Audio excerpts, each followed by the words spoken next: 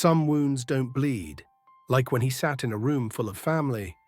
But no one said his name. No one even looked his way. And when the will was finally read, his name wasn't in it. He was the one who held his mother's hand in her final days, the one who stayed when everyone else walked away. But then came a sentence, cold enough to freeze the air. He's adopted.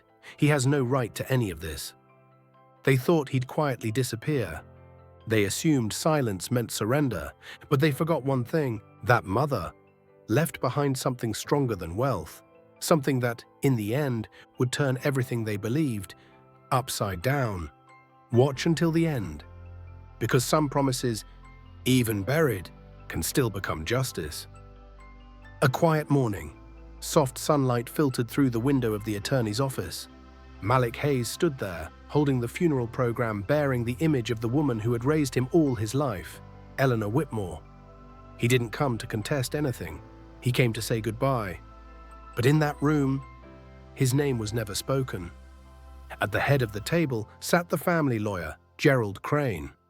On either side of him were the two biological children, Bryce and Vanessa Whitmore. Malik sat alone, in silence. Gerald's voice was steady, procedural. After reviewing the entirety of Ms. Eleanor's estate, including the house, investments, and trust funds, the full inheritance will go to Bryce Whitmore and Vanessa Whitmore.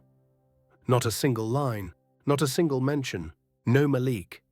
He looked up and asked softly, "Excuse me, and me?" Gerald didn't look at him. He simply turned a page and said, "I'm sorry, you're not listed in the final update." Silence. Bryce leaned back with a smirk. Vanessa didn't even look up from her phone. And Malik said nothing. But inside something shifted. He remembered clearly. She once told him, "You're my son too. I've taken care of everything." And yet today, it was as if he had never existed. Malik stood.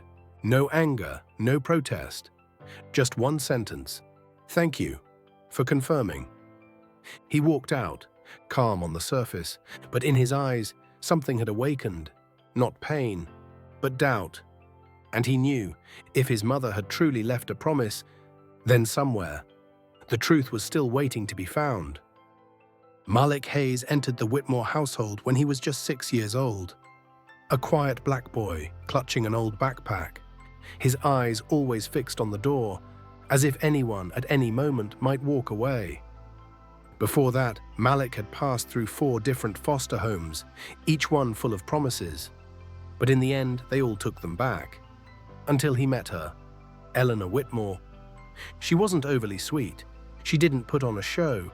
She simply knelt down to his level, looked him in the eyes and said, "You're safe here, and you belong here." For the first time, Malik believed it. He started to smile. He began humming softly in the kitchen each morning. He started calling her Mom. Then one day, Eleanor brought out official adoption papers. All Malik had to do was sign. Just one signature. And it would all become legally binding. But Malik didn't sign. Not because he didn't love her, but because the fear was still too heavy. He was afraid that if he signed, being abandoned would hurt even more. Eleanor wasn't angry. She simply set the pen down, smiled gently and said, "You don't have to sign to be my son. I'll love you, with or without the paperwork." And she kept her word. For years after that, Malik lived as a real son. She told him bedtime stories every night. She baked his favorite cake for every birthday. And she always said, "My estate will be split equally among the 3 of you, because you are my child. Maybe not by blood, but certainly by love." But now, in the room where her will was read, the signature he once couldn't bring himself to write was the very thing they used to erase him. Malik grew up in the same house, ate the same breakfasts, went to the same school, but he was never truly treated as part of the family. Bryce Whitmore, the boy he grew up calling brother, always kept his distance. He never shared his toys, never let Malik into his room, only referred to him as that kid Mom brought home from somewhere. Vanessa Whitmore was more subtle, but even more cruel. She quietly removed Malik from family photo frames, set up a separate chair for him during holiday pictures, and introduced him at school as, "This is the boy my mom is temporarily fostering," even after Eleanor made it clear that Malik would be staying long-term.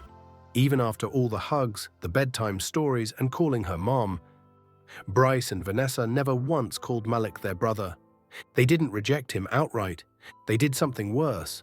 They acted as if he didn't exist. Malik, however, was different. That little boy, he tried. He tried to be seen. He woke up early to do chores, studied hard, mowed the lawn, cooked meals, helped Eleanor whenever her back hurt. No one asked him to. But Malik believed if he was good enough, if he was quiet enough, if he never caused trouble, maybe they would see him. But the cruelest thing of all wasn't the insults, it was the feeling. That when the doorbell rang on the holidays, Malik was always the one to open it. And when the guests walked in, they greeted Bryce, asked about Vanessa, and walked right past him, as if he were just the help, not the son of the woman who owned the house. Malik had once been the boy no one called by name in the very house he lived in. No one called him brother. No one checked on him during holiday dinners. Only one person had always seen him, always believed he was worthy: Eleanor Whitmore. Years passed. Malik grew up, left the house on his own 2 feet, found a job, built a life of independence, but every weekend, without fail, he returned to cook her a meal, to read her an old chapter from a book they once loved. He never forgot her, and she never stopped calling him son. Until one day, that winter came earlier than usual, and Malik sensed something was changing. Eleanor began to slow down. She no longer came down to the kitchen each morning, stopped asking him about work or starting little conversations like before. Her silver hair was still neatly tied, but her hands had begun to tremble. The doctor said, "This illness doesn't forgive. We can extend time, but we cannot change the outcome." Bryce and Vanessa started showing up, not to care for their mother, but to talk business, the house deed, the investment portfolios, and things that need to be handled before it's too late.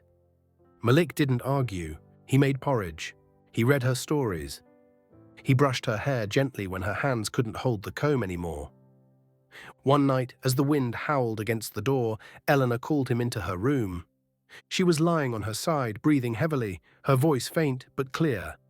"Can you do something for me? Install a small camera in the study, not to spy on anyone, just so I can feel a bit more at ease." Malik nodded. He didn't ask why. He just did it, like he always did when she needed him. He placed the device high near the ceiling, between the bookshelf and the photo shelf. No lights, no sound, no one knew but him. The footage was saved to a private account, secure, discreet, and untraceable. When it was done, Eleanor took his hand. "I trust you. And I trust that, if anything ever happens, you'll know what to do." At the time, Malik didn't fully understand what she meant. He thought it was just a way for her to find peace of mind, a simple request from someone nearing the inevitable. But later, he would realize Eleanor had sensed something. And in her final days, she placed her last ounce of faith in the one child who never dared to sign his name, but never once left her heart. Eleanor Whitmore passed away on a Monday morning. There were no loud sobs, no one wailed at her bedside, only Malik, standing still, fastening the button of his black suit, and quietly placing a single white flower on her chest. The funeral unfolded like most wealthy family funerals, orderly, cold, proper, but not warm. A week later, Malik was invited to the office of Crane and Whitmore LLP-, the firm where Eleanor had signed all her legal documents. That day, the conference room was flooded with sunlight, but there was no warmth in it, only sharp, glaring beams hitting the wooden table, as if casting a spotlight on the room's false civility. Bryce sat with one leg crossed over the other, nodding at the lawyer like an old acquaintance. Vanessa stayed glued to her phone, not even bothering to look up. Malik sat still. His face was composed, but his eyes never left the man at the head of the table. Gerald Crane, the family's longtime attorney, had represented Eleanor for nearly 2 decades. A polished man, always smiling at the right time, silent at the right time. He opened his briefcase, pulled out a leather-bound document and said, "I'd like to inform you that Ms. Eleanor Whitmore signed an updated version of her will 3 weeks before her passing at the care facility." Malik tilted his head slightly. An updated version. He had never heard his mother mention any changes to her will. Gerald continued, his voice steady. "In this revised will, the entire estate, including the hillside home, her investment portfolio, company shares, and the family trust, will be divided equally between 2 sole beneficiaries, Bryce Whitmore and Vanessa Whitmore." Malik said nothing. He didn't blink. He simply stared at the man across the table, as if trying to read between the lines. Bryce smirked. Vanessa locked her phone screen, though her hand never let it go. No one looked at Malik, because they believed he had no role left to play. Gerald gently closed the folder, then added, "In this updated version, your name does not appear, Malik. It's possible she changed her mind in the final moments." Changed her mind. She once said it would be divided equally. She once held his hand and said, "I've taken care of everything." Malik's throat felt dry, his heartbeat slowed, not out of pain, but because something was wrong. Terribly wrong. He stood, tucked his chair in neatly, and said loud enough for the entire room to hear, "Thank you for the notice." Bryce muttered coldly, "Looks like justice finally found its way." Malik turned his head, looked straight into the eyes of the man who once called him brother, and calmly replied, "We'll see what justice really means." Malik left the law office. He said nothing more. He walked across the marble-tiled hallway, still clutching the funeral program, now slightly creased from being gripped too tightly. Outside, the cold wind brushed against his calm face, but inside him wasn't sorrow. It was a quiet, burning vigilance. They could say his mother changed her mind. They could claim she made a last-minute decision. But Malik knew Eleanor Whitmore wasn't that kind of person. She didn't make careless promises. She didn't leave important matters to chance. And most of all, she never treated him as anything less than her own. He remembered clearly. One peaceful afternoon, folding towels in the laundry room, she had once said, "You don't have to worry. My estate will be split evenly among the 3 of you. I've already written it and signed it. No one can change that, my dear." Malik didn't need that house. He didn't need shares or money. He had his own life, enough to live, enough to eat. But there was one thing he did need: the promise.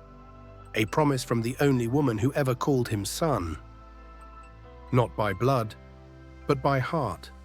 And if she had kept her word all those years, then he believed the real will was still out there. Not lost, just hidden. That evening, Malik returned to his small apartment in the suburbs. He sat down at his desk, opened his old laptop, and typed in a sequence of characters he never thought he'd actually need. The cloud account dash, where the footage from the camera his mother asked him to install was stored.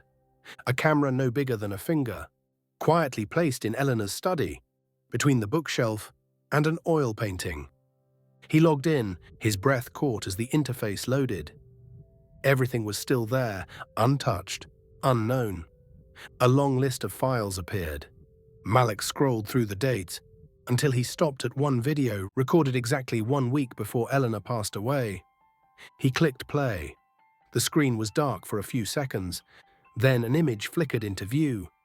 A familiar man in a white dress shirt and gold-rimmed glasses. Gerald Crane. He walked into Eleanor's study. Didn't knock. No one accompanied him. He carried a black leather briefcase. He opened a desk drawer, pulled out a folder, flipped through a few pages, then set it aside. From his briefcase, he took out a different stack of papers, thicker, bound in a new cover.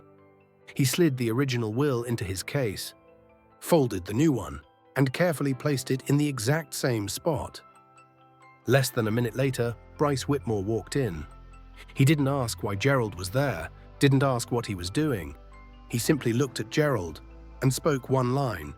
"Is it done?" Gerald nodded, cold. "Done. No one will ask questions." Malik paused the video. His hand clenched around the mouse. The screen in front of him was still glowing, but the room felt darker. This wasn't suspicion anymore. It wasn't just a feeling. Now, it was evidence. Gerald Crane, his mother's trusted legal representative, had secretly swapped out the will. Bryce knew, and said nothing. They hadn't just stolen a stack of papers, they had tried to erase an identity. And they thought Malik would never know, never have a voice. But they forgot one thing: Eleanor Whitmore never believed in silence. And now, she was speaking. Through the very camera she asked to be installed, and through the truth they never imagined could survive. Malik sat frozen in front of the screen. His hand still rested on the computer mouse, but his eyes were locked on an unopened video file. Recording date: 5 days before Eleanor Whitmore's death. File name: final message 001.move. He took a deep breath and clicked play. The screen shifted to a high-angle view from the study ceiling. The tiny camera, silent all this time, was about to fulfill the greatest task of its existence. Eleanor appeared, sitting upright in a wooden chair, her hands placed neatly before her, her face thinner than before, but her eyes still sharp, as if she'd been waiting for this moment all along. She looked straight into the lens. No teleprompter, no script, because everything she was about to say was real. "My name is Eleanor Whitmore. If someone is watching this recording, it likely means I'm no longer here. I'm recording this to make clear that my official will is the version signed on the 5th of last month, and it names all 3 of my children, Bryce, Vanessa, and Malik Hayes." Malik held his breath. She paused, coughing lightly into a white cloth, then looked back into the camera, steady and unwavering. "I know, there are people in this family who never truly accepted Malik. But I accepted him. I chose him. He is my son. No piece of paper needs to declare it, because my heart already has." She opened a drawer, pulled out a set of documents, the original will, held it up to the camera, the date, the signature, the named heirs, clear, undeniable. "If anyone presents another version, know this: it is not mine." Malik sat in silence, the room filled with nothing but the faint sound of wind slipping through the window cracks. The screen dimmed as the video came to an end. He didn't cry, but his lips trembled. Not out of rage, not from relief, but because his mother hadn't left him alone. Even in death, she stood beside him. Through her voice, through the truth, and through a love no forged paper could ever rewrite. The next morning, Crane and Whitmore Law Office. Outside, the wind howled fiercely, rattling the glass windows with sharp metallic clinks. Gerald Crane sat behind his desk, twirling his silver pen, a habit he always used to project control. The door opened. Malik Hayes stepped in. No announcement, no appointment, no assistant in tow, just him, and a small object tucked inside his coat pocket. Gerald looked up, feigning surprise. "Malik, I didn't think we had anything more to discuss." Malik didn't reply. He walked straight to the desk, pulled a black USB drive from his pocket, and placed it on the polished surface. Gerald's brow furrowed, his tone hardened. "What is this?" Malik raised his gaze. His expression wasn't angry. It was cold, like steel. He spoke slowly, each word sharp, deliberate, like opening a door to hell and inviting the man across from him to walk through it.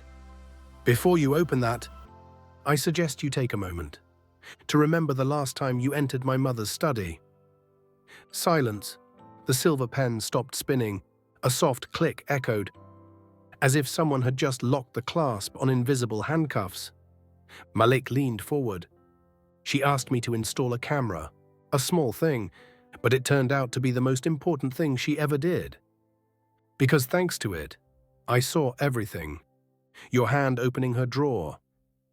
Your hand removing the original will.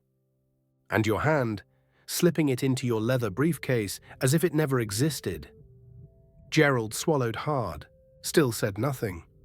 Malik stared, unblinking, and if you're thinking of denying it, you should know the second video shows Bryce walking in and asking, "Is it done?" And you replying, "Done, no one will ask questions." The room fell into a thick silence, no car horns, no phones ringing, only the sound of Gerald's heartbeat. Missing a beat for the first time after years of confidently skirting the law. Then Malik spoke one final line, soft as wind but heavy as a gavel. "I'm not here to threaten you. I'm here to inform you that you have exactly one option left to make this right. Before I send copies of the footage to federal attorneys, the State Bar Association, and every major press outlet in the country." He stood, no raised voice, no glance back. His parting words were no more than a whisper, yet they made the entire room tremble. "Thank my mother for seeing farther than anyone else in that house ever could." 2 days later, the office of Crane and Whitmore was called to reconvene. The atmosphere in the room was no longer the same as before. No one spoke, but everyone could feel it. Something was about to happen. Bryce Whitmore sat with arms crossed, leaning back, eyes slightly narrowed, still wearing the smug look of someone who believed he had already won. Vanessa Whitmore didn't look at anyone, her fingers lightly scrolling on her phone. But they trembled ever so slightly. Gerald Crane sat at the head of the table, face drawn tight. And for the first time in his life, he was not in control of the meeting. Malik walked in, no assistant to announce him, no need to be invited to sit. He placed a new USB drive on the table. "I have something to present." Gerald wet his lips.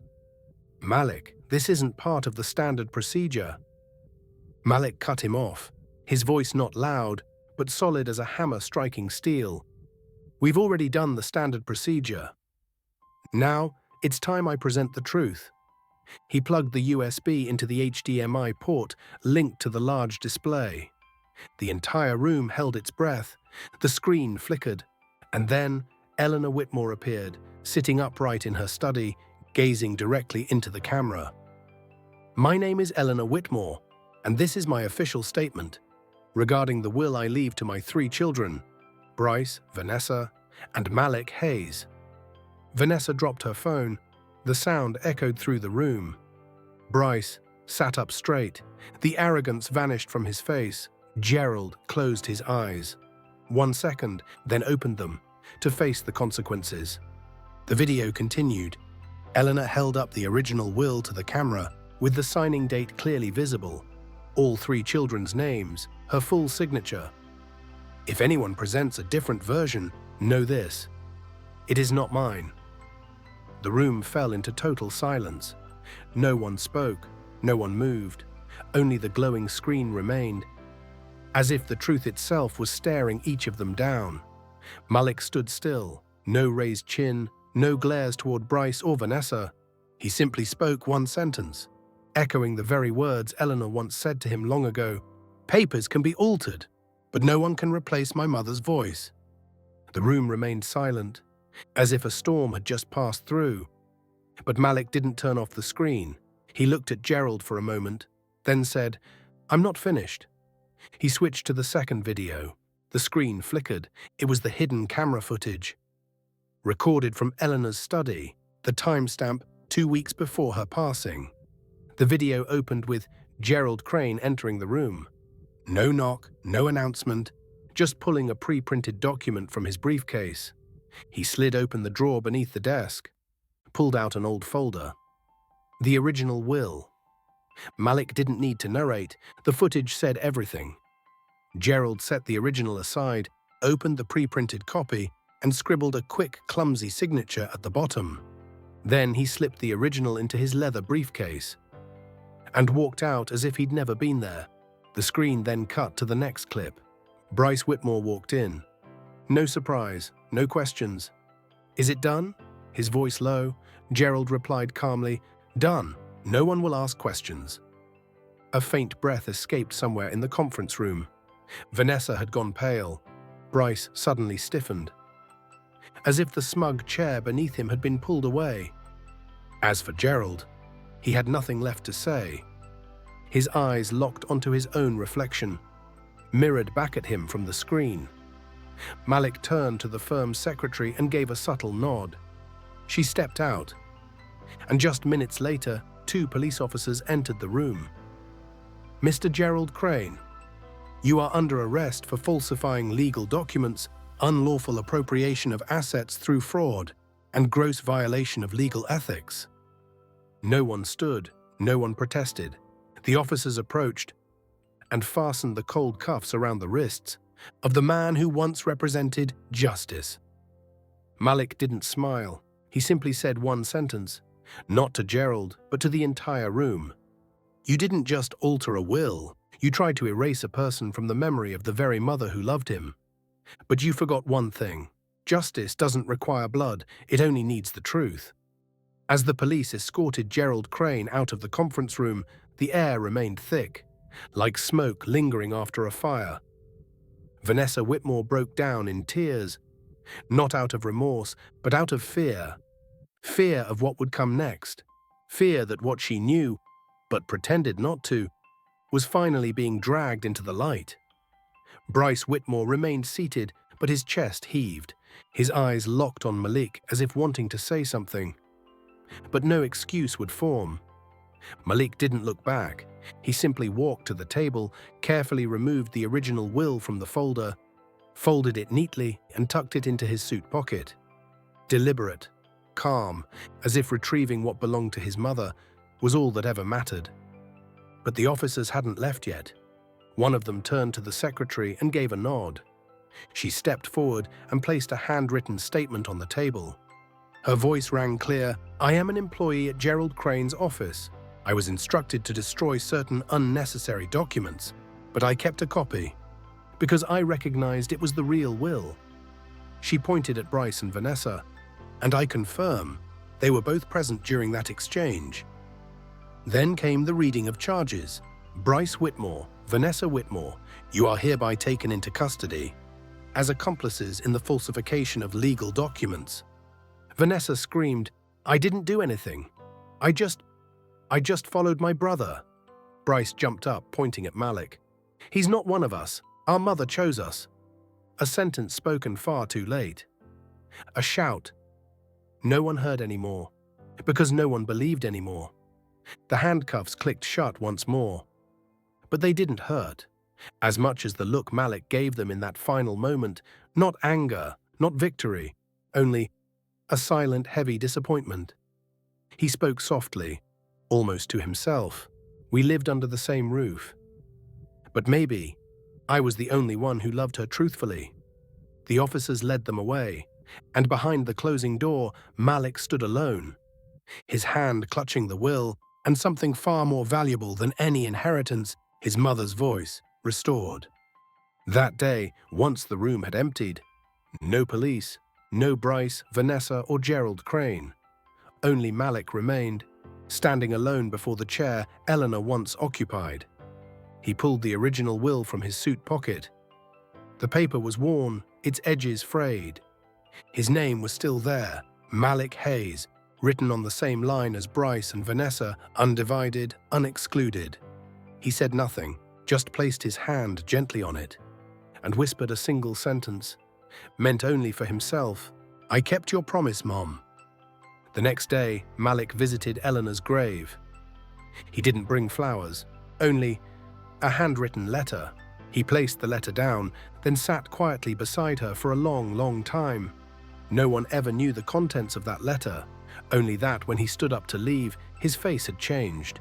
There was no doubt, no anger, only peace, and something deeper: forgiveness. That evening, Malik didn't return to his small apartment. Instead, he stopped by an old office Eleanor once used to run her charity work. Dust lay thick, the lights dim, but he stepped in and flipped the switch. The lights came on. He took out a new sign and placed it on the desk. Whitemore Justice Foundation. No further explanation needed, just a name. And it said everything he needed to preserve. The legacy of a mother who may not have given birth to him, but chose to love him completely. I don't need blood to be her son. I have memory. I have the truth. And now, I have her voice, witnessed by her own words. Months after the courtroom reckoning, in a quiet neighborhood just outside the city center, a new sign was quietly mounted on the front of a modest two-story building, Whitemore Justice Foundation. Because justice doesn't always have a voice. Inside, there were no polished mahogany desks or luxurious leather chairs.